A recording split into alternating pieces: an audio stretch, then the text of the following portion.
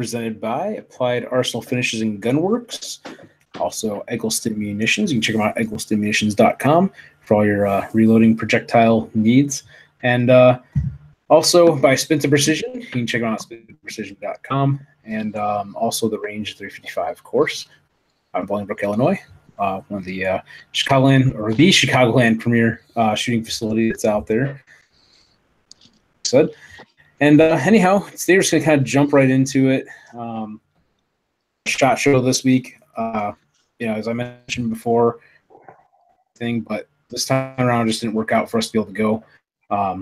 And we will try again for next year, of course. And we do have some other events coming up this year we plan on going to, like right now, a few others, plus maybe some other, I would say events, but maybe they're not necessarily public events that we like to get to go to. Some of them might be visiting different locations, like different companies and things like that we kind of have mapped out a little bit this year. So anyhow, gonna just go ahead and introduce everybody real quick here tonight, as we always do. Got someone new with us too as well. But first we'll go through here. We got TJ, Lead Slinging Ginger on Instagram. What's going on, everybody? Welcome, TJ. Not too much. And Kent from Green Mountain Defense. How we doing, guys? Good. Welcome. And Corey from Southern Style Beards. What's up, peeps? What's going on? We got Brandon, who is our new guy. Welcome, Brandon. For those who don't know this yet, you're going to find out pretty quick. Brandon's been helping out with the 50 States of AR-15 website. Working on helping me get that WordPress site, set up and configured. So, again, thank you, Brandon, for helping us out with this thing and getting it rolling. Appreciate that.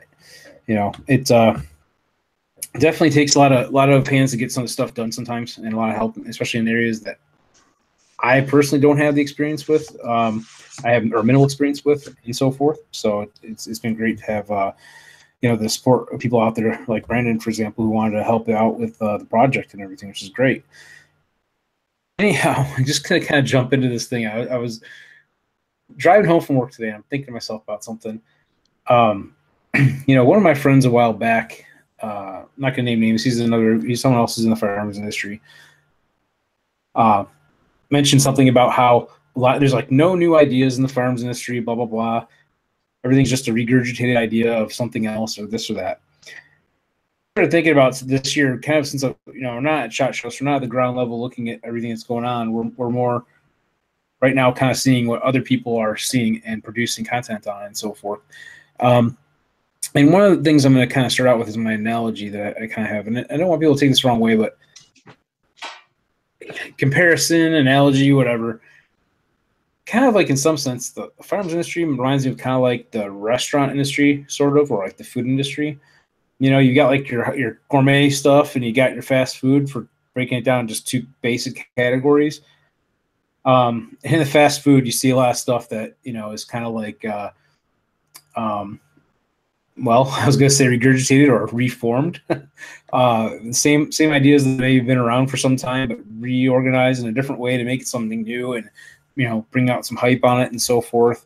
And, kind of combine that with like the idea of like Taco Bell, for example, where you get, you can get your burrito or you can get your tacos and get this, whatever. And they make it like with the same basic ingredients that come out of the bins that are in front of them. A couple of those items. One, we talked about the Glock 19X last week. That's obviously a very popular thing. Glock 19X. I haven't really gotten to shoot one yet, so I can't really say anything about that part of it. It's a cool concept in a sense that you get to have that rest, that grip there and everything. And some people might prefer that, some people might not. But it's certainly not a new idea. Having a more of an extended mag on a shorter barrel. That ratio to grip length to barrel length, or slide length rather. The other thing we're seeing too, obviously, is the Reformation from Franklin Armory, which we'll kind of talk about tonight. I know TJ is kind of itching right now to get in on it, and we were all kind of wondering, well, how are they skirting around, or how are they making this, what's not an SBR, as close to an SBR as possible without having a tax stamp for it and all those things. So, as we found out today, and TJ, you could feel free to jump in too as well if you'd like to. Idea of the straight cut lands and rings. How am I saying that? I'm saying that wrong. instead of having rifling, say again. Straight cut lands and grooves. Yes, that's the word I'm trying to say. I was jumbling it all up. Straight cut lands and grooves. So it's like rifling, but only straight. There's no curve to it. And our friend John here just jumped in with us too. Welcome, John. I don't know if you can hear us or not, but just getting set up. Anyhow, I remember right, this Reformation. Also, if I thought I heard it was in a 30 caliber, basically a 300 blackout style barrel. I thought that was kind of interesting. So, at first glance, I don't want to knock him too bad on this because it's not really my intent. It seems like you said we're using like ideas that have been around to like reform them. That's why I call them Reformation. I don't know. Into something that is kind of like new and has all hype built up around it and everything. But something was kind of interesting too. If you start listening to more about it, it sounds like, hey, now that we're getting this, now you can get your SBR. Basically, that's not an SBR because by definition, it doesn't have rifling, which doesn't make it a rifle. But it's for it. But also, developing ammunition for this. First heard this, what are they going to do? Oh, it's a smooth bore, this and that. I'm like, why don't they rifle the projectile somehow, right? See, like, it makes you think about the whole idea of a shotgun with, the rifled, slugs or non-rifled slugs, and so forth. So if you have a smooth bore, you want to have a rifled slug, right? So I'm listening to some of the interviews from SHOT Show, and they're talking about, coming out with different style of ammo that Franklin Armory is going to. Not really sure what they're going to do yet. I saw someone have a little sample and I think Instagram or something.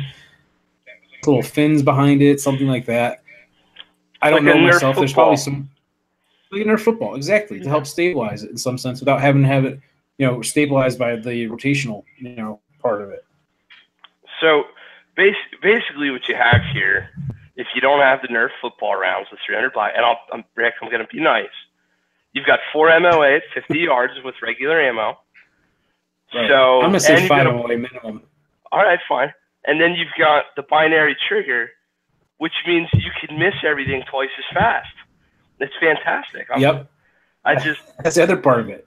So we're going to take away the shooting fundamentals, and we're going to open the group size up, and God almighty. It's just to have fun and dump a lot of ammo. That's my opinion of it. But there you go. Well, that's what it is. Have fun with the ammo. I got to give them a hats off to the big middle finger that they're giving to the ATF. Yes. Yes. Hats off to you guys for giving the big middle finger to the ATF. God bless you. But the best you can do is minute of barn. Oh, we can get 1 MOA, and I think it's 4 MOA at 100 yards, to be accurate. But in order to get 1 MOA, you have to buy this specialty ammo that's going to cost your that's smart. born. Is it? Yeah. Because start from kind of from a business perspective, it's like, hey, you can buy this, but if you want to make it better, you got to buy this to go with it. And here's natural. But I guess it also comes down to what's it going to cost. Yeah, and that's another thing. If that price point is anything close to what I suspect it's going to be, blackout's already expensive, 60 cents a round and up, roughly, right? Yeah, but the gun itself. Now, don't get me wrong. There's a niche market for that, and I'm fairly confident that the people at Franklin Arsenal have taken that into consideration. It's just like the let's look at the gourmet side, okay, like Cabot guns. They know that not every Joe Blow is going to be able to afford their, priceless 1911s, which are gorgeous, by the way. But at the same time, you can't roll this thing out and hype it up like it's the next best AR-15 platform style that every Joe Blow is going to be able to afford, and then the best you can do is 4 MOA with standard ammunition. Listen, no, at least they didn't make a $1,000 muzzle loader with a suppressor on it that takes 12 minutes to load. So, touche. You have to make sure you're really careful not to get the extra powder in the can. Yeah, touche to that. But here's where I think the biggest issue is idea, though. with the gun community. Oh, cool idea. Don't get me wrong. I mean, the nerdometer is going off the rails on this one for the gun nerd side. But this just is symptomatic of, or proof of, the symptom that is really what is ailing the gun community, and that is more specifically the gun manufacturing community. It's that they're not really paying attention to what's going on in the market around the world. Like, hey, Right. did you guys not notice that since the ATF reversed their position on shouldering SIG braces, that every swinging dick on the planet's putting a CAC brace on their gun and circumventing your NFA problems? Yeah. I mean, come out with something better than what's the 3 or 4 options that are out there now. So in my opinion, basically I could build the same thing instead of having a stock have a brace on it. Yeah, like you're saying, and put their trigger in if I want I'm sorry, I was gonna say non-binary. I meant to say binary trigger. Because I'm not talking about genders, right? Not non-binary cisgender trigger. Yeah, yes. So I identify as binary. I identify as full auto. There you go. So now they're also saying that, I was listening to one of the interviews, like I said, that barrel, if you want to have that barrel and basically build, your own, not an SBR, and then you can also use their ammo when it comes out. You could buy the barrel, and not necessarily right now, but it's going to come out. You'll be able to do that. That's kind of interesting, if you want to go down that path. But yeah, is it a quick, easy way to get an SBR where it's an actual it's not really an SBR. It's still not technically because it's not, but as close to an SBR as you can outside of a AR pistol, I guess. Walking the razor blade of the fine line in the NFA. Yeah, exactly. You know what? In the Gun Control Act, yeah. Here's what I'm legitimately concerned about this one thing now. All right, 2 things. First, instead of spending all this money trying to circumvent this stuff, let's spend the money and try to repeal it. That's number 1. Number 2, what happens if we piss off the NR or we pissed off the NRA too? That's a whole other conversation. What if we piss off the ATF and they start redefining NFA stuff and go, you know what? Screw it. It's just about overall length. We don't care what's in the barrel. There. And they come at and try to regulate this one product, and then they screw over all those AR pistol people. Kind of like the bump stock thing that's going to be. Yeah, so that's not a doable situation because the law states by definition what each nomenclature or what each definition of each word is. So that's what they do when you submit a gun that has rifling. So rifling would have to have a twist to it, right? So that's how they got around that. So the definition of the words that are inside the laws is what dictates that. The thing about this Franklin arsenal gun, I am not a fan. It's not something that I would buy, but you have to remember that 27 out of the 50 states have pistol laws that say what a barrel will have to be under. So if you look at Wisconsin, their law is that a pistol barrel is actually no longer than 14 inches. So there's a lot of these guys that have the SIG braces but aren't necessarily able to use them inside their state laws. So this is a system that I don't necessarily like, that I personally wouldn't buy, but it does fit a very niche role for a lot of state laws and also the federal laws. But let's be honest, whoever buys this is not buying it to shoot groups. They are buying it to go show their friend, hey, I have the brand new latest and greatest whatever, and that's the market that gun is actually designed for. Yeah, well said. Exactly. I mean, it makes sense. So I didn't even consider. I was not thinking about, down here, and because me and John are both from Carolina, but some places, yeah, they have different rules, different laws than what we have, and this might fit that for someone who wants what they want, and can't necessarily have it that way. John, did you it's the say? closest thing. I'm sorry, John. Did you say 27? Did you say 27 out of 50? Is that what I heard you say? Correct. So there are 27 out of the 50 states that have pistol laws. And those pistol laws aren't necessarily what the ATF calls a handgun. They put limitations on barrel length. Like, for instance, Hawaii, you can't have a barrel longer than 11 inches. Because if it's longer than that, then Hawaii doesn't count that as a pistol. And the way that you can look at that is that if you look at Thompson Center, whenever they came out with the Encore, they had to say we can only sell these at certain states, certain barrel lengths. So that's like the quickest way to actually notice that. Now here in North Carolina or the other 24 states or the other 22 states, you could have a 37-inch barrel on a pistol if it's designed to be shot by one hand by what ATF law is.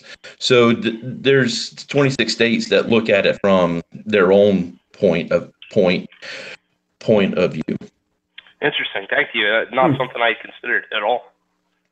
So yeah, that's kind of one of those weird things out there. Because if you look at, for instance, if you look at Maryland, if you want to get around the AR ban, you have to have H bar stamped on your barrel. So it doesn't matter if it's a heavy, if case says a heavy barrel, but by Maryland law, if it says H bar, then now you can have a flash hider.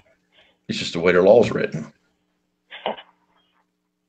Yeah. Wow. So, and hey, I think one of the bigger issues here is all the hype that was coming out about it. So, yeah, Absolutely. Granted, 4 MOA inside 100 yards. Hey, I've got 7 deployments under my belt. Inside, in an urban environment, maximum range with a primary weapon system like that, yeah, it's good enough. Mm-hmm. But man, I mean, it's just the fact that you could build the same thing for a quarter of the price and get better accuracy out of it. But let's put it this way: I don't expect to hit hostage trees or hostage targets with this gun it reliably. You know what I mean? right. So it's just, they got to quit hyping this stuff up like it's the next best thing to slice bread. Well, if they don't hype it up, they're not going to sell. If they don't sell, they don't make money. They don't make money, then there's no business. Spoiler That's right. alert. This thing ain't going to move that many units. I hate to tell you that.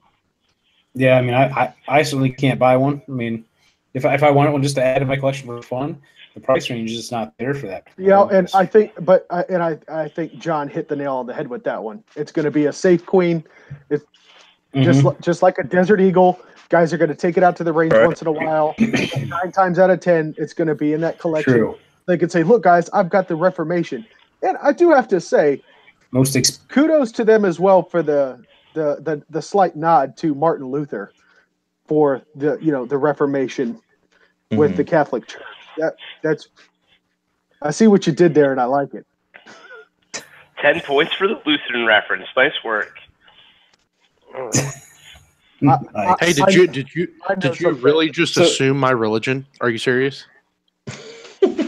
Assume my gender? No, we already talked about that. It's non-binary cis religion. I actually am. Latte. I actually am Lutheran, by the way. I grew up in the Lutheran church and everything, so. Me too. Isn't what I heard, like something like Lutheran is like Catholic light or something like that? Yeah, it's all the Catholicism without the guilt. That's all we do. Yeah, I mean, basically what happened is Martin Luther wrote the 95 Thesis on the Catholic wall, broke off, and started his own version of Catholicism, and because the Catholic Church was too uptight. Yeah. Barrels, I'm going to go here. John, did you want to talk about anything about barrel stuff? Yeah, so for you all that don't know, I am working with TBox barrels now, and so the one thing that I wanted to actually talk about is that we are now coming out with a 6.5 pull and 6 millimeter pull to go in the DPMS pattern guns, and those are exclusively offered through Sergeant of Arms, who's one of our premium dealers down in Texas. So that is a caliber that you don't normally see in a SR25. And to put it into perspective, if you're talking about an SR25 or a DPMS gun, shooting a 308, if you're shooting out to 1,000 yards, looking at 11.5 mils, sometimes 10.5, depending on the barrel length. You're shooting a 6.5 Lapua. You're looking at 7.5 to 7.25, and that's roughly, we're talking almost 70 inches of actual bullet drop. That's not on the table now. If you're talking about wind drift. I mean, my God, it's actually cut in half comparatively to a 308. So that's a huge advantage to folks that are actually shooting against the Creedmoors and shooting against the 260s. It's in the same family, but the 6.5 and also the 6mm Lapua are marginally better in some respects, especially in brass life. So that's a new offering in the semi-automatics from us at TBox Barrels. Cool. What other stuff do they make besides that? So we got those.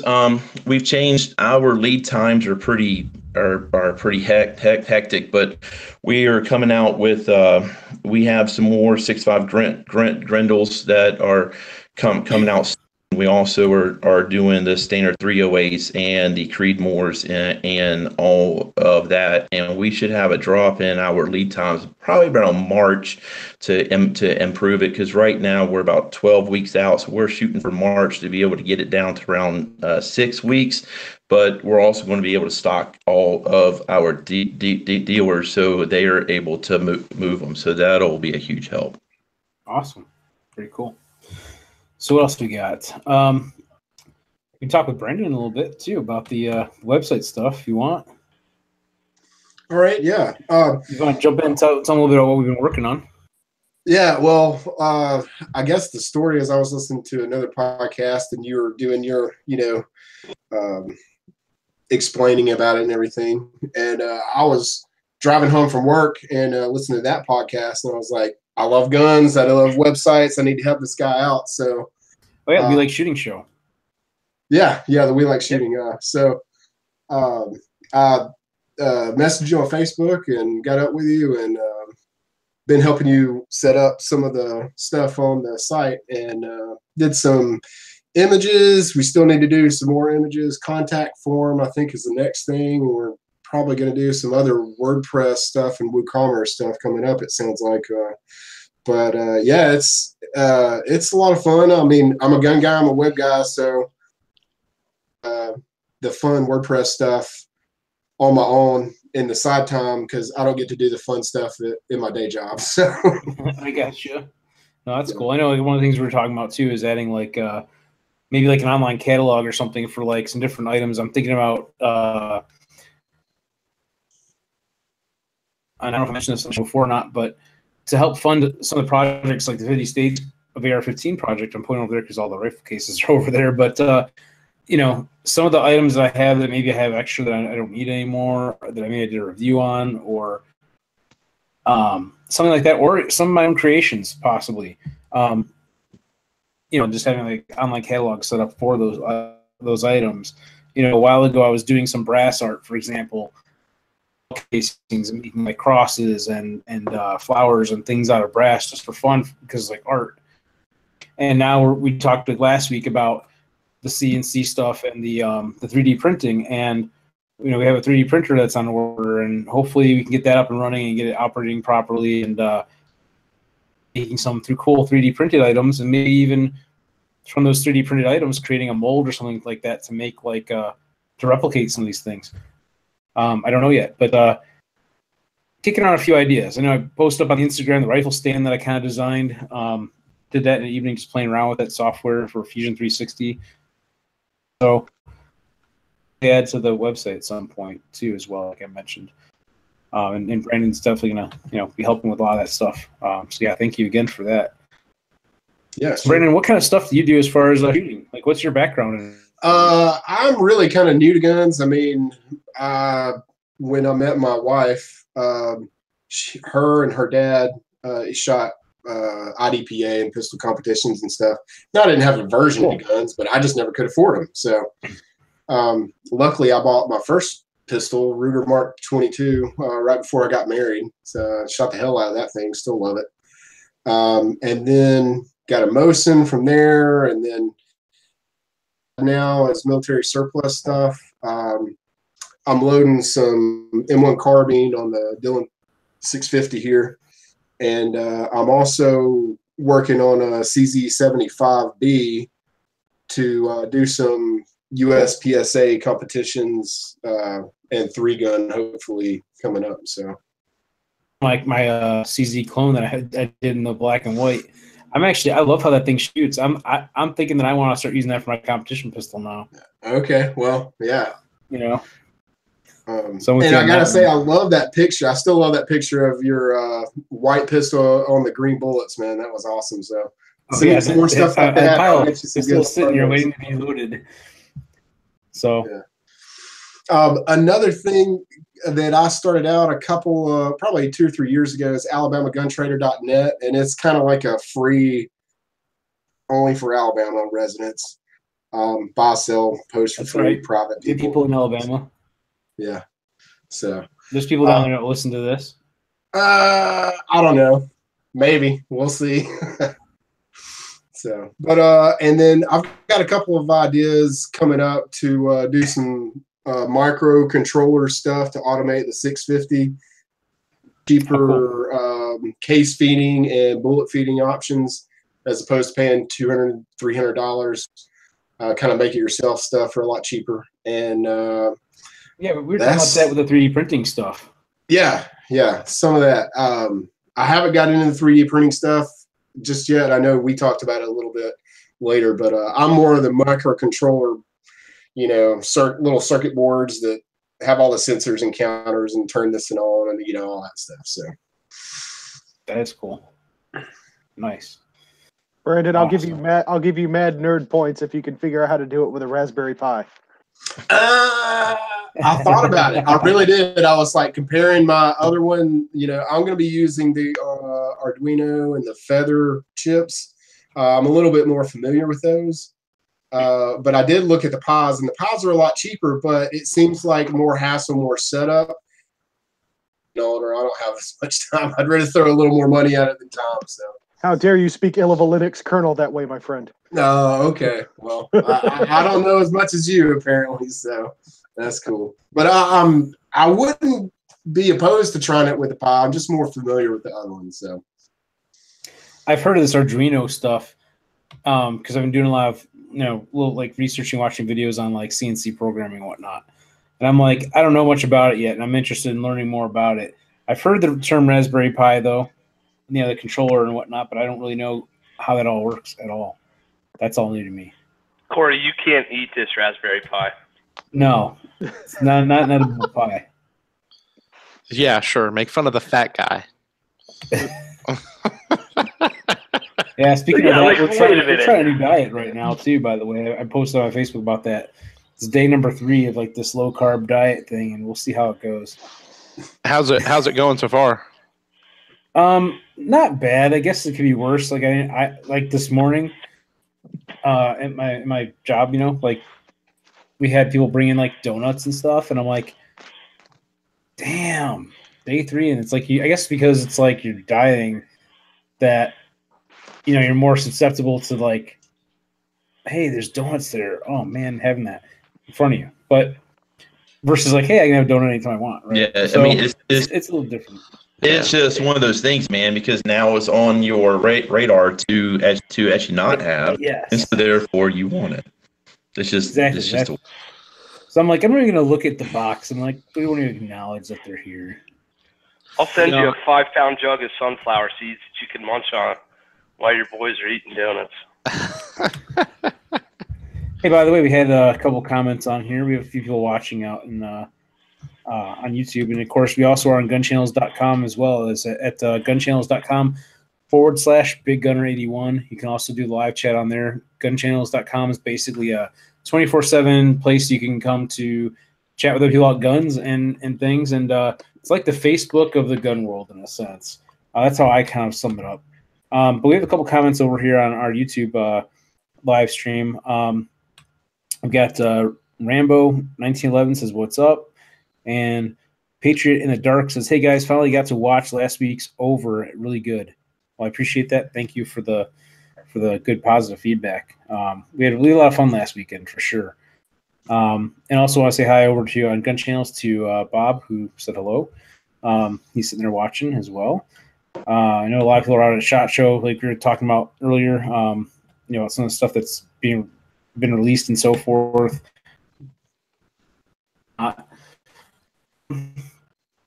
So anyhow, yeah, that's what I've got right now. I don't know if you guys got anything else you want to come up with or talk about today, or what do you got going on there? I was going to put you on the spot because it's fun. Well, it's the usual.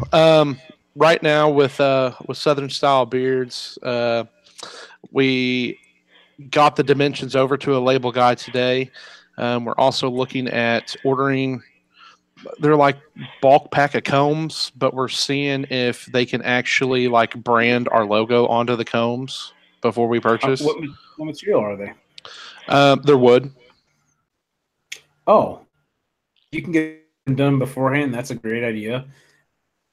I've seen, since I've been looking at some different options for laser engravers and things, and just trying to explore what is out there, because trying to learn about this stuff. This newer, well, I don't want to say newer technology, but just different technology that I don't know much about.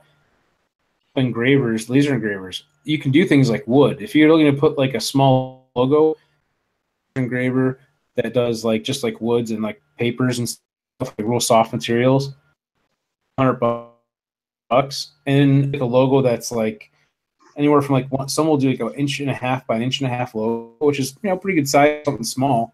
Yeah. Then like maybe I think like a 3 inch by 3 inch roughly on some of them. Slower they kind of go for engraving them, from my understanding.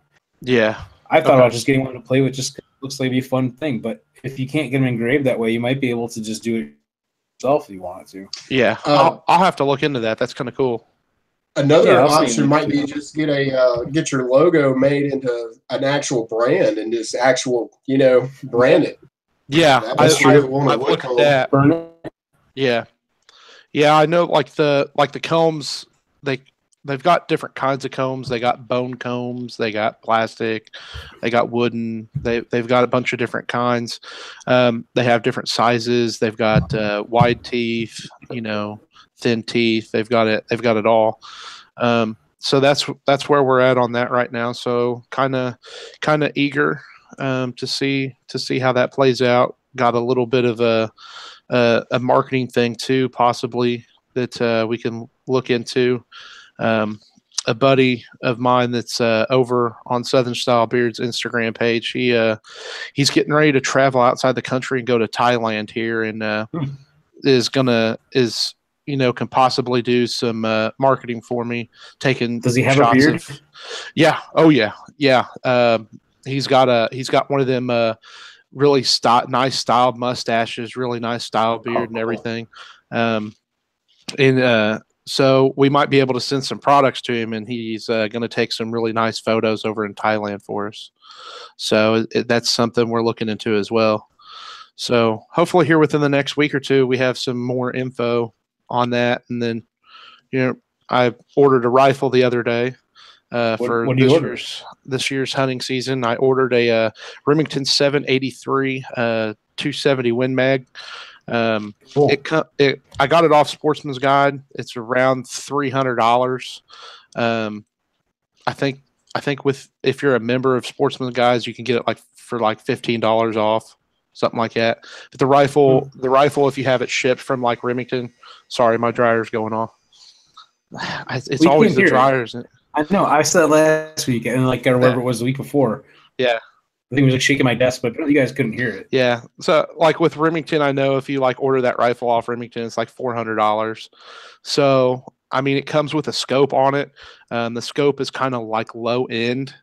And I was telling you guys, and for those viewers out there, during Christmas time, I had my wife get me a Christmas gift from Right-On, and I got a pretty nice Right-On optic scope that I'm going to put on it and switch out. So I'm looking forward to getting that. And other than that, I'm just in school trying to get everything rolling. Yeah, they had some good deals from Right-On actually towards the end of the year, the New Year's deal or whatever it was. Yeah. It was like 50% off there for a short time. Yeah. I actually picked them up for my 22, one of my 22s, my 22 AR-15 22, I guess you'd say, a dedicated 22. Just because it's something to play around with, you know. Yeah, I had a buddy that let's see. It was literally like right after like I was up and walking on my leg, and we went out with some friends, and he came over and I showed him my scope, and he looked at it and he was like, "This is the best scope I've ever seen." I was just like, "Jealous, ain't you?" Yeah.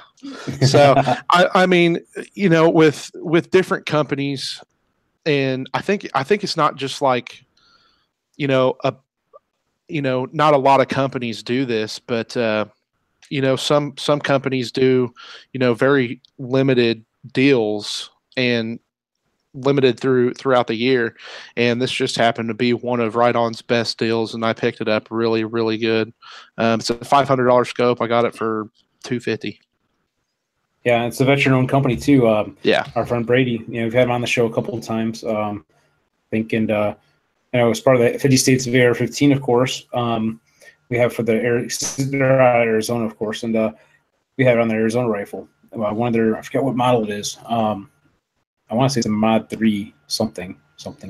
Yeah, it's their 1-4X. I think I got a Mod 5 4x16 something.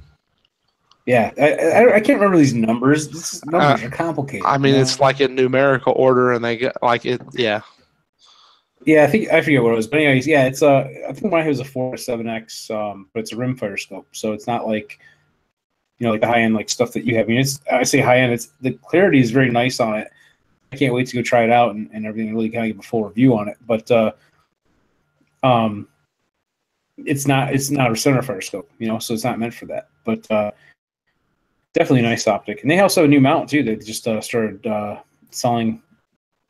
It might be on the website now. I'm not sure. Right on USA.com. What's nice about their mount, of course, quick detach mount, but it comes with the spacers for using, like, if you have a 1-inch scope, like the one that I have is a 1-inch scope, 1-inch diameter tube, which is the other really common is 30 millimeter. It seems to be anyway. So I thought it was nice that it kind of gives you both options for their mount. Hey, so was on the Arizona gun when you and I went to the range and zeroed it? Was that optic on that gun? The red one. Yeah, that was the 1-4X. I got you. That's the center fire scope. The one I just got though is on my 22. That one I haven't zeroed yet. Gotcha. That one we got to play with at some point. Yeah, and the one we took out to the range, that we took that one out to what? We only took that one out to 200, right? Or we stretched it out to 5. I think we stretched that one out to 200. I think was the limit. I think so. I think when we did the 5 was probably my competition rifle, my blue F1 rifle. Yeah. Yeah, the other ones I think we did the 200. We did like tried them out at 50 and 200. I think. I'm right. Yeah. Mm-hmm. But yeah, we'll have to get together and play with that 22 and see if we can get zeroed in at some point and test out that optic that I'm talking about now, the one from Right-On. Yeah. That's another story we'll talk about afterwards too as well. And everything, but yeah.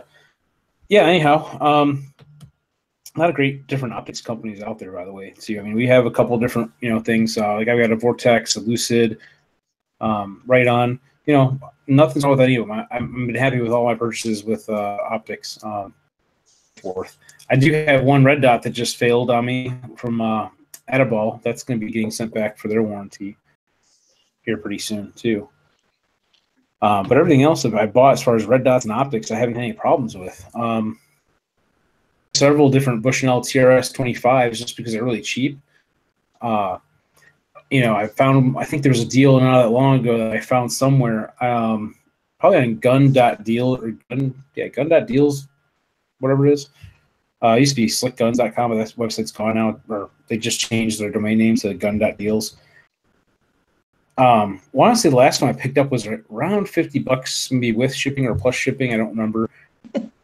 The Bushnell TRS-25 is a great entry-level red dot, in my opinion. I say entry-level, of course, there's a lot of nicer ones out there and whatnot, and ones that have a better warranty, which I haven't, like I said, I have, for the 3 of them that I haven't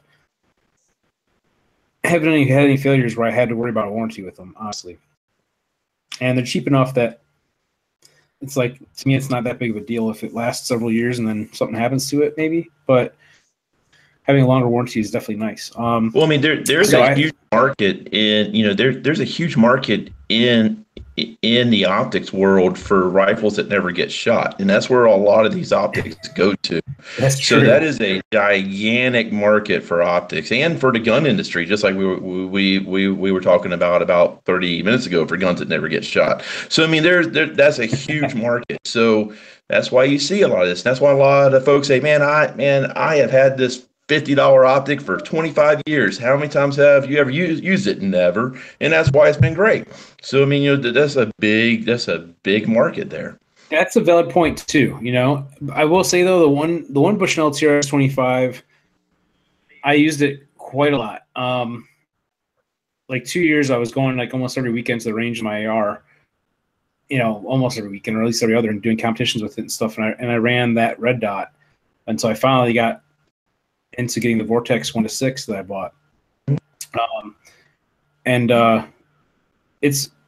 They've held up for me so far. But of course, if you really are using them through the paces, maybe the TRS-25 won't hold up as well as some other ones out there. But of course, lower price point. Like you said, for those pieces like of glass or whatever you want to call them to go in your safe. I see TJ cracking up, but I see Kent cracking up. Is there something you guys are talking about offline? This is like being in school when the teacher goes, "All right, boys, pass the note over." That's what I'm saying. Let's see. Hold on. I'll get to work check on your it. Facebook out. Yeah, I'll get it in front of you real quick. Hold on. Excuse me a moment. You'll enjoy it. Share it with the class. Hey, I got a comment about the TRS-25. I bought one a couple of years ago, used for like, I think $60, and it worked good, except the alignment was off. I couldn't adjust the alignment over enough for it to be centered. So really, Bushnell and told them, "Hey, I bought this used," and told them what was wrong, and they said, "Well, we can repair it and send you," or they said they would give me a credit. But it would cost like $70 plus shipping anyway. So I was like, I'll just put a shim in it or something and use it on something else. But I mean, I think you're right there for the price. I mean, buy an extra one, throw it in your bag. When that first one breaks, just swap it out, So. What do you think of this? Oh, yeah, there you go. I got you. The meme. Whatever. Without the Franklin armor. Oh, God. Oh, yeah.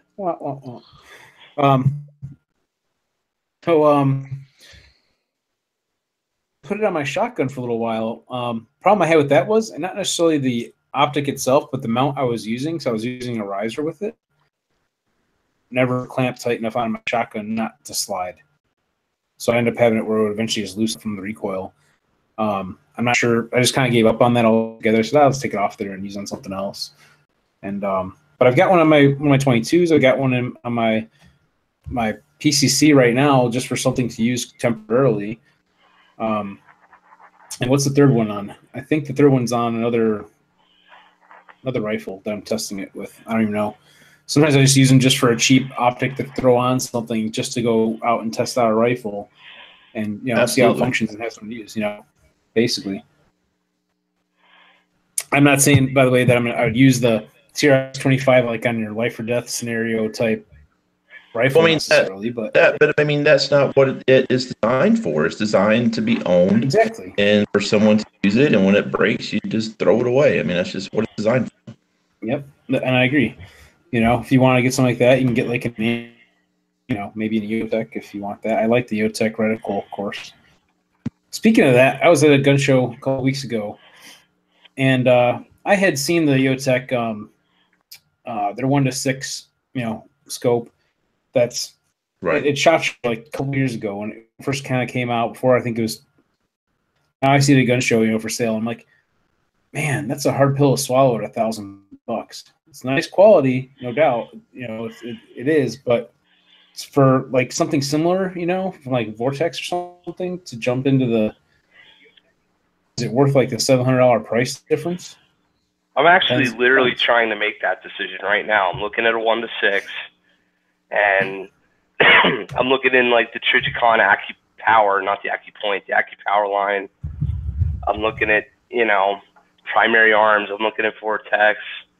I'm just trying to figure out what I'm really missing or gaining based on, probably a $600 price jump in most of these. Well, I mean, I have a little bit of experience with optics, in general. So when you're dealing with a magnified optic, when you're talking about a 1-6, 1-4, 1-8, anything in that ballpark, okay? So what you want to look at is this.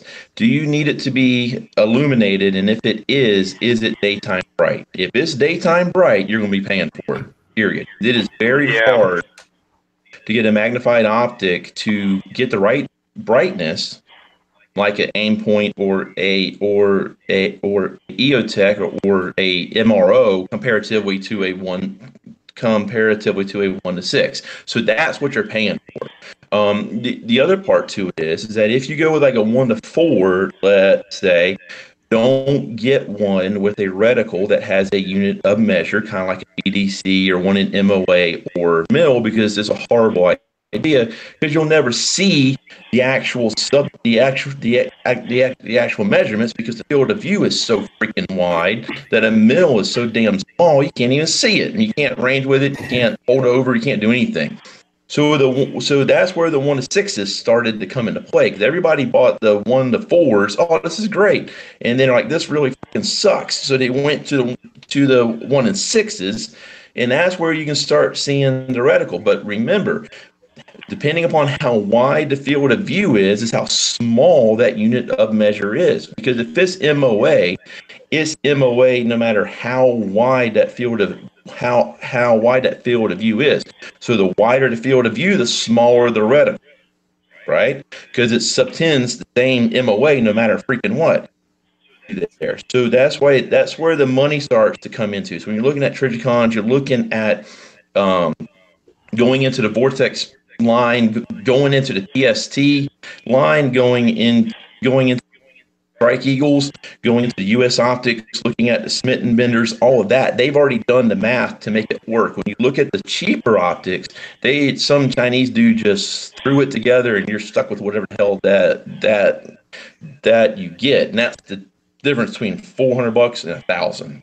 And that's just the difference.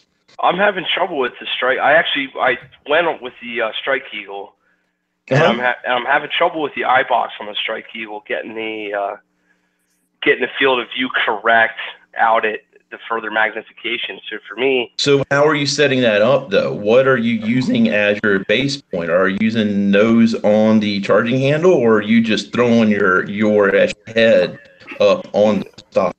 Basically nose just shy of charging handle, and it's. Okay. And for me, it's just I find that optic is only really worthwhile somewhere between 4 and 5. When I get out to 6, I'm fighting with it. And so that's how I feel too. So let's show you guys how to fix that. When you mount the optic inside the actual mount, okay, slam the optic as far forward as it can go, but leave about a centimeter to a quarter inch off of the elevation knob from the front ring cap. Don't put it all the way up against the ring cap. Just leave it about a quarter inch off, okay?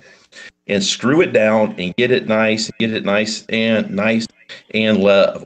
Now, when you adjust where the optic goes, you don't adjust it in the mount. It should be slammed forward. You adjust it by the Picatinny slots. So go ahead and bump it up to 6, okay? And then nose the charging handle. Go ahead and get your length of pull right, because it really doesn't matter once you get it to nose, once you get it on nose to charging handle, and then bump it up to 6. I go one Picatinny slot this sucks, and go out 5. Oh, that's too bad. Come back 2 and get it on the Picatinny to where it fits, and you lock it down. You're done. That's how it's supposed to be done. Okay, so the thing I did differently was I'm probably more centered up in my mount. I'm not as far forward. Slam it all the way out. Slam it all the way out. Because now think about this. The more the optic is towards the stock, the more the optic is to the south of the mount, the more it covers your charging handle, correct? Which makes it more of a pain in the ass to freaking charge it, right? So you're screwing so it's just so you're completely ass backwards. So slam it forward and then scoot the optic further. And if it goes onto the handguard, as long as you don't come out of the 2 inches off of the upper, you're totally cool, because that handguard is not going to flex within that first 2 inches coming off the upper, right? So you can kick it out there depending upon what mount it is. There's some mounts that have straight rings, or some mounts that have it offset. So it just depends upon which one it is. But you want to slam it out there and then kick it on the Picatinny rails. So that's the difference, is the position within the mount. I'm running a Kinetic Development side lock, by the way. Is what I'm running. Which are great mounts. Those are awesome. So this is what I do. I level the gun, okay? I put the mount on the gun and I lock it down. I put the optic inside the mount. I slam it forward, but where the front ring is, I keep about a 1/4 inch off of the elevation knob, because whenever I'm going from 1 to 6, I don't want that lens to be bound tight by that ring. Okay, so I put it about I put it about a 1/4 inch out. I level the optic. I torque down the screws. Okay, and then I take it off the gun. I mount the gun. I put it on the rail, and I keep kicking it out until it looks great at the highest power, and you're done. And this works with a 4.5 to 14, a 5 to 25, or a 1 to 6. So that's just the way it's done. You might have just saved me $1,000. Yes, sir. Nice. I bet you all my optics, I know we zeroed them. I probably never set them up properly then. Right, but that's I wasn't there to fix all that shit. No, I know. There to zero. maybe one day we'll play with that, and I'll get that down on one of them and do the rest later. But good idea of how to go through it. That's my wife's gonna be all pissed now, because I'm gonna be back at the bench for the next hour after I get off of this thing, screwing with my optics mount. Thank you, John. I appreciate that. Absolutely. No, that's good info. That's one of the things that's great about doing this stuff. Yeah. It's not. This isn't my show. This is our show. We're here to share information with people, things that we learned, the things that we're doing. Just anything that's new and interesting or whatever, and it's just a platform for us to do that. Just noting also too, let's see. I'm over here on YouTube. Got the Saint says, I'm just getting older. Need more than a 1 to 6 power, because I like the ACSS from Primary Arms. However, cool.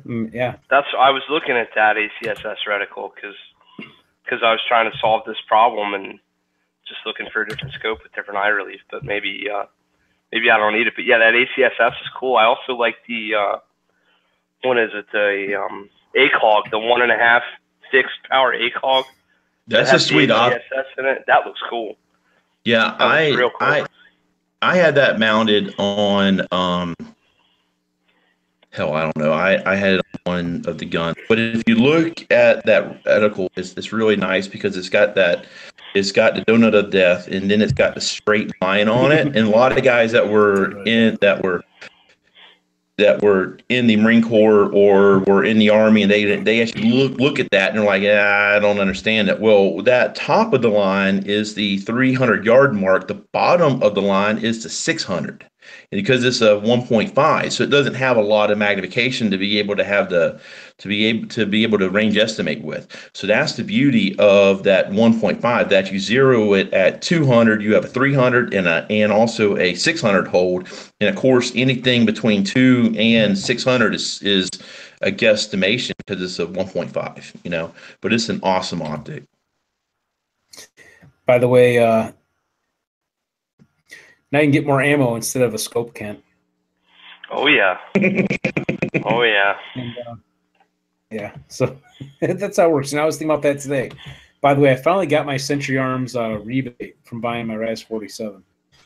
It's So only I'm been 6 months in the making. Yeah, no kidding. It took forever, but hey, I'm like, hey, it came right. Side of it, I'm not gonna like be all down on the whole idea of getting $100 back, but the it's not a gift card. It's basically a gift like credit card. So it's like a prepaid credit card is what you get. Nothing wrong with that. The only difficult part is where you can't like translate that into cash. Yeah, you can use it at a store, but like say you want to buy stuff online, if it's over $100, most online stores don't allow you to payment, for example, or you have to buy something smaller and then try to use that last remaining few bucks, whatever you have left on the card, that sort of thing. Use it for gas. Just prepay for gas in the exact amount. 25, 25, and be done. Honestly, what I like to do is, 50 States project, I want to get the Missouri rifle done soon. And, part of that may require me buying some parts for that rifle. So, was pricing out a few different pieces to try to push it along to get that one done. Besides, we're gun people. We don't do responsible shit like buy gas. No, then you take the money you would have spent on gas, triple it, and buy ammo. You didn't let me finish my thought. It was you're gonna buy 3. How do I triple it? Wait, what? I like your thinking. How are you tripling the money on gas? No, you just tell your wife that, and then that's what happens, and the math works out, and you're fine. That's what I do. Yeah. Anyway, no. Yeah, it's fun stuff. So. I don't know if you guys want me to wrap stuff up tonight. If you have anything else you want to mention. So Brandon doesn't know this yet, but we kind of go around. Maybe he does. So you watch one of the shows. We kind of go around the room, kind of ask if you got anything you want to close out with tonight. So Brandon, if you want to go first, if you got any final thoughts or anything. I want to hear you guys' opinions on the new Ruger takedown pistol caliber carbine. Well, here you go. That was gonna be my thing to end with tonight. That's what I was going to say. So I got a review out on it on my YouTube channel, and I'm enjoying it so far. That's right. You just bought it. I forgot about that. Yeah, I just picked it up. I've got 500 some rounds through it. I've run it suppressed a ton. Being blowback, I was afraid the suppressed was going to suck. It does not. I didn't get gas all in my face, and honestly, decibel-wise and at my ear, it's fine. Even with factory ammo, I was not having to wear hearing protection. So, thumbs up there. Cool. The takedown handguard is looser than shit. I could play a maraca rattling that thing around. And I got their little wrench that came with it, and I tightened it as tight as I could tighten it. And I'm not super thrilled with that, so I'm hoping Magpul or somebody will come out with a Hunter stock or whatever and fix it. It is beefy as hell. It's every bit of 7 pounds. I have a feeling that they're going to come out with some kind of caliber conversion or something, because it's way overbuilt for a 9mm. Once you get it in your hands, you just realize pretty quick that they got to have something else in mind, because there's no way it needed to be this beefy. But there you go. That's like a 2-minute review on it. Check Green Mountain Defense YouTube channel and hit up the rest. I got a bunch of work done on it already. I'll check it out. How are the mags in that? Doesn't have like an insert? Is that in there pretty stable, or? Yeah, the insert is. It never even left the FFL with the Ruger insert in it. We changed it immediately right there. It looks factory. It doesn't look like there's not a couple thousandths gap that it looks like all around the inside where it's going to rattle loose or anything like that. I'm genuinely impressed, because I thought that was going to suck too. I came into it thinking like, all right, we'll see what we get here, and I'm impressed with that. The accuracy wasn't bad out of it. I mean, I haven't shot it. Some guy on the channel just tonight was like, "What? You didn't shoot one single round unsuppressed?" I'm like, "I'm sorry, I have a suppressor, and I like to not wear hearing protection, so no rounds came out unsuppressed." But not to cut things short, I'm going to jump to John. He was just sent a message real quick that his phone was getting low on juice. Yeah, man. So I had technical issues. So the only thing that I have going on in the next 60 days, man, is at Camp Butner, the 2018 F class season has started. It's very brand new shooter friendly. If you've never shot 600, 800, 900, and 1,000 yards, $45 a day, 100 rounds, beautiful match, great time, all prone work. So you can come on out and we'll have a great time up at Camp Butner. I'm building a 6.5 Grendel for that with a TBox barrel. That'll be coming out here in the next couple weeks. That will be an 18-inch. I'm thinking about that, guys. I'm shooting an 18-inch in open class against all the big boys, and planning on coming out there and coming to top 10 out of 11 people. So we will see how it goes. But yeah, so I'm building that 18-inch, and that's coming up 6.5 Grendel from TBox, and that's all I got in the next 60 days. So I appreciate it. Thank you. Cool, man. And we'll talk offline about that because I'm interested to know more about that match and stuff as well. Next time that I get on, which will be next week, I believe I'll have more information about the Butner schedule. Just to make it really short, that's a National Guard range. It's one of the oldest ranges in the Southeast, and it is open for civilians to go shoot on the match days. And they have across the course and F class and Palma. It's a beautiful range, out to 1,000 yards. It's super nice. Wow, very cool. Yeah, I appreciate it, man. So yeah, you have a good night. Thanks for hanging out with us. Appreciate it, man. John, thanks for your help on the scope, man. I appreciate that. Absolutely. Awesome. And then I know Brandon, if you got anything else you wanted to mention or not, because I know we were kind of going over the questions you had about the Ruger takedown 9mm. That thing's pretty cool. That's pretty much it for me, man. I've enjoyed chatting with you guys. Slinging lingo is fun. So yeah, I appreciate having you. Thank you for joining us tonight and everything. It was a good time. Whatever you want. So awesome. Corey, you got any final thoughts? I know you got a bunch of memes that you're looking at. No, I don't have any memes. Yeah, just the one. But anyway, no, I mean other than what I said a while ago, I've got a lot going on, but I still, I still have my free time too. One of the things I just wanted to mention that all my thoughts and prayers go out with the recent 2-day school shootings. One in Italy, Texas, I think, and then another one here recent, close to where I live, in Kentucky. It's one of them things that you see that it just baffles you. I mean, kid, a 15-year-old boy goes into school with a handgun and just starts to open fire. It's something that we hate to see, like right off the bat in the morning to start our day. And a lot of the public officials and stuff have come out. We need to do more on gun control, and gun control doesn't stop that.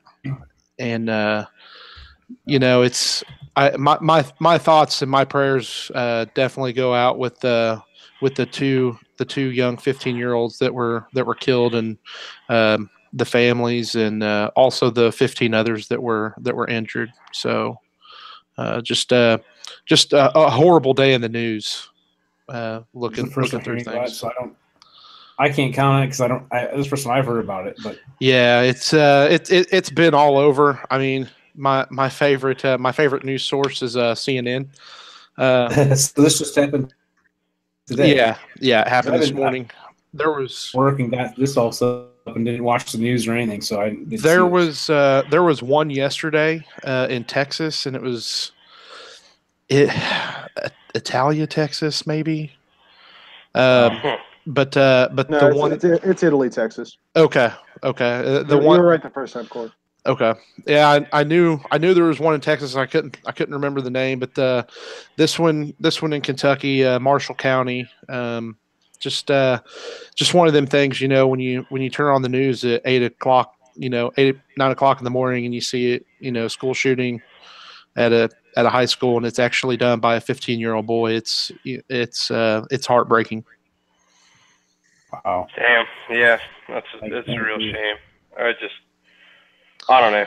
You're like desensitized to it anymore, which is even worse. Like the stuff comes up in the news, and You just check your phone real quick and shake your head. And I turned it on real quick today. I was like, oh, let's see what they're talking about.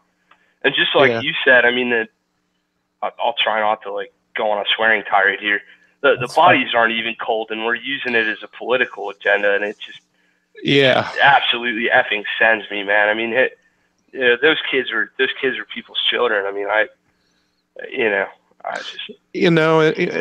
and then you have to look into as to why and what caused it, and one of the things, with children and things like this that happen in school systems, you always, the number one thing that you look into is bullying. And that's what you see a lot with like teenage suicides and things like that. It's contribute to bullying and home life. So it's going to be hard to look at, they're looking at home life. They're looking at everything right now. So I'm anxious to see how it plays out. They're already going to press murder charges and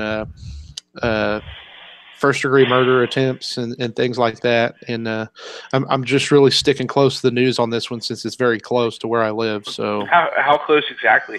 I think Marshall County's maybe within a 2-hour limit. Gotcha. Okay.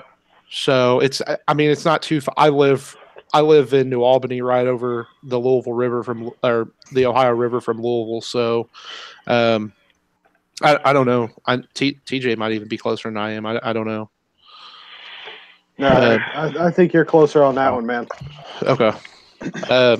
Because I'm about 4.5 hours from Louisville.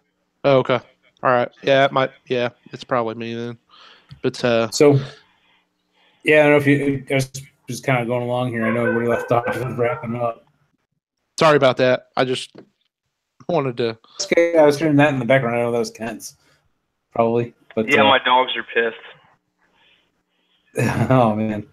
Well, anyway, Corey, you anything else you wanted to mention too, or no? That was it, man. Just my thoughts and prayers. Right. I'll stick with the news here the next couple of days. Hopefully they have some more info to release. I'm kind of interested in it. Absolutely. So Kent, I know you were kind of talking about the PCC stuff for the carbine from Ruger. I don't know if you have anything else you wanted to mention yet to close out tonight? No, that's it. I mean, that was it really. Just check out the Green Mountain Defense YouTube channel and look at that gun because it's a lot of fun. And what does that go for again, too? Price range? I walked out the door with it right at 500. Wow. Okay. Yes, sir. Yeah, that's not bad at all. Brandon, you want me to put you down for one? I know the guy. Can't afford it right now, but man, I'm a Ruger fan. So, what was that YouTube channel again?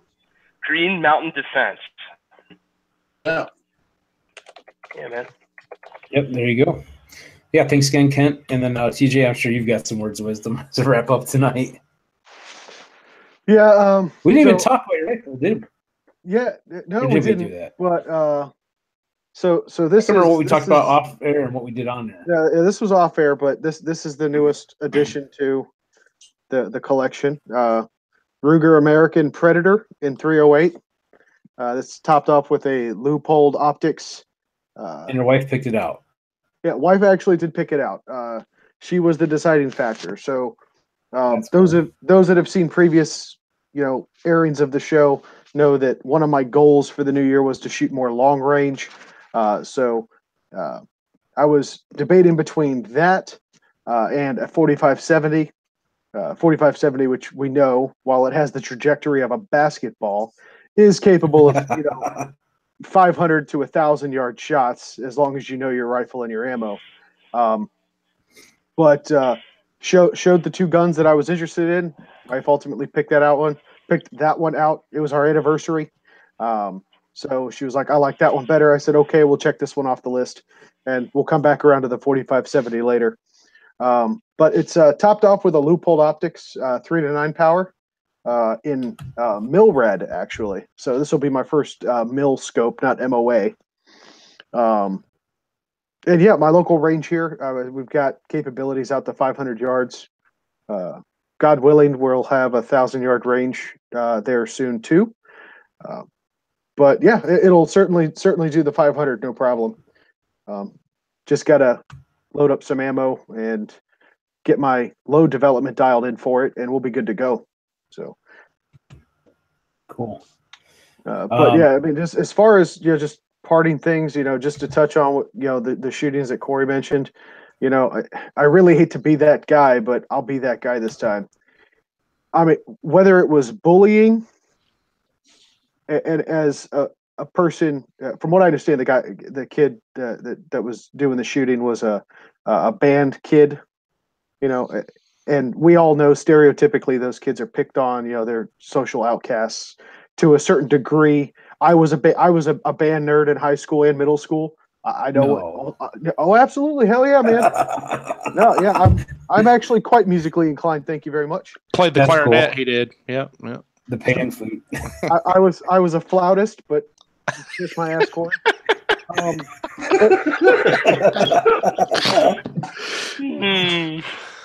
It's a jazz piccolo. Wait, hold on. We're still picking on the band kids, and we're all like at least over 30. Come on, man. Yeah, but anyway, so even if it was bullying, I still I can't see one of these shootings go down.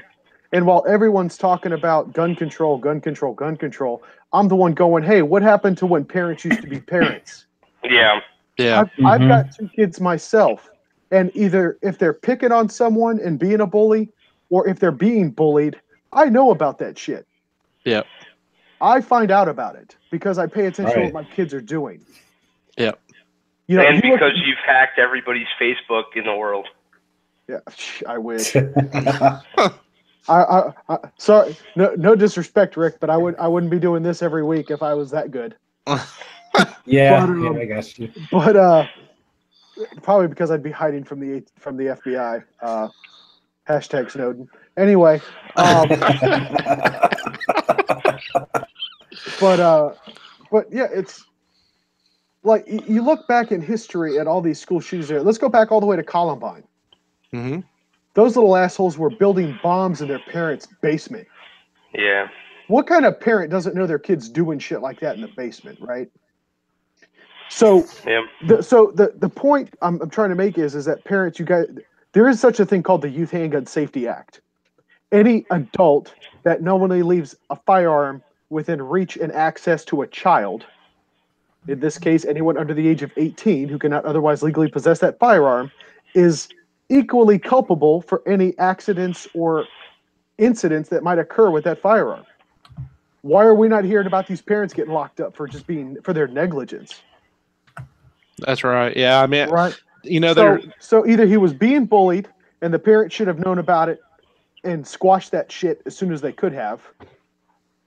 God forbid a parent actually goes and talks to a teacher or a school administrator other than to bitch about Common Core. And get ahead of that stuff. That stops things like this from happening. I mean, worse, let's say he didn't even have the guns. Let's just stop him from also building bombs or taking a knife into school and causing the same amount of damage. Stop demonizing a tool and look at the actual problem. Yep. That that's one thing that they said they were looking at too is home life. Yeah. So I mean, I agree. Parents have to know what their kids are doing and what they're going through. So yeah, maybe I don't disagree with that. And maybe it's just my upbringing, but my parents always used to beat it into my head. I'm responsible for everything you do until you're 18 years old and living on your own. That means if you screw up, my ass goes to jail too, and I ain't letting that happen. Yep. Yeah, so again, thank you everybody for joining us tonight. So I'm going to wrap things up right here. All you guys out there watching, Rainbow 1911, who just subbed to the channel, and Patriot in the Dark, who said one time at band camp was one of the last comments he made. Gun control doesn't stop crazy people. They are still crazy and find other ways to start shit. Points for that. That's a Rambo 1911 quote, I guess you'd say. So again, thank you guys all for joining in tonight, as well as over on Gun Channels. I missed a comment from Rupan, Rupan. So I had a slam. He's on scopes. We were talking about that a little while ago. I missed this comment. Remington Model 4's optic forward. I recently picked up a fake ACOG for range toy, and I want to see if it's worth the $80. some people have fun with those cheap optics just to see how they'll hold up just for fun of it because the price point. Most of the time you don't run into a good scenario with them, but more power to you, and it's always fun to go out and have shooting, which is what we're going to wrap up with tonight. So again, thank you to everybody out there watching, to our sponsors, Applied Arsenal Finishes and Gunworks out in Watermill, Illinois. Did a lot of our Cerakote work. You're going to see some new stuff coming out probably in the next couple weeks from now, maybe, possibly, depending on when we get all that stuff completed and back to us and reassembled and everything. We'll start showing it off. Also to Eggleston Munitions at egglestonmunitions.com. Spinta Precision. If we talked about barrels a lot today. Spinta Precision makes some really great barrels at affordable pricing. They also make them mainly for AR-15s and so forth, and you got your 308s and all that too. SpintaPrecision.com, again, check them out. And also the Range 385, which their website I want to say is range355.com. Chicagoland's premier shooting facility. So as always, till next time, everybody, go out and have some fun shooting.